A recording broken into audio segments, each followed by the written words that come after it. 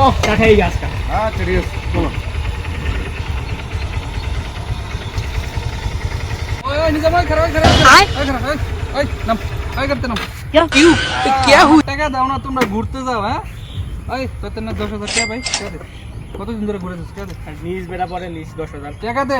নিজ বেড়া টাকা না দিলে তাহলে হুন্ডা লয়ে যাম গামি এই বেটা কয়টা পাস হচ্ছে 10,000 টাকা 10,000 টাকা পাস খারাপ কি তুই দিবি টা এলো 10,000 টাকা